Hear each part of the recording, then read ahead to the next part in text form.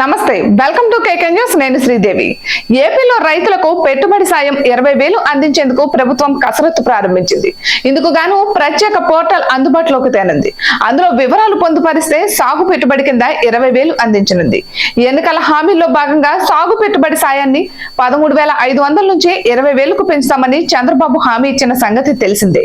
ఇక సూపర్ 6 పథకాల్లో భాగంగా అన్నదాత సుఖీభావ పేరిట సాయం అందిస్తామని చెప్పుకొచ్చారు.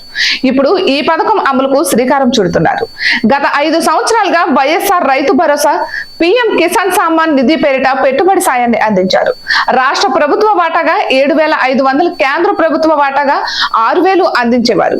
ఇక రాష్ట్ర ప్రభుత్వ వాటాను 2 విడతల్లో, కేంద్ర ప్రభుత్వ వాటాను 3 విడతల్లో అందించేవారు. అయితే ఇప్పుడు అన్నదాత సుఖీభావ ఎన్ని విడతల్లో అందిస్తారో చూడాలి.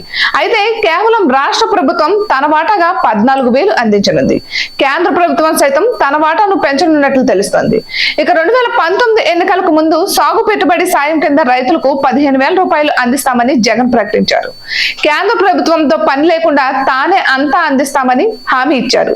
కానీ అధికారంలోకి వచ్చాక 7,500 అందించేందుకు మాత్రమే పరిమితమయ్యారు. అందుకే చంద్రబాబు ఈ విషయంలో స్పష్టమైన ప్రకటన చేశారు. కేంద్ర ప్రభుత్వ వాటాతో కలిపి 20,000 రూపాయల సాగు సాయం కింద అందిస్తామని హామీ ఇచ్చారు. ఈ హామీ మేరకు ఇప్పుడు ఇచ్చేందుకు కార్యాచరణ ప్రారంభించారు. ఖరీఫ్ ప్రారంభం దృష్ట్యా రైతుల ఖాతాల్లో నగదు జమ చేసేందుకు సిద్ధపడుతున్నారు. ఇందుకు గాను ప్రత్యేక పోర్టల్ రూపొందించారు. అందులో వివరాలు నమోదు చేస్తే అర్హత ఉంటే నగదు సాయం అందుతుంది. రైతులు పత్రాలు సిద్ధం చేసుకోవాలని అధికారులు సూచిస్తున్నారు. ఇటువంటి మరెన్నో వీడియోస్ కోసం కేకే న్యూస్ తెలుగు ఛానల్ ని సబ్స్క్రైబ్ చేసుకోండి.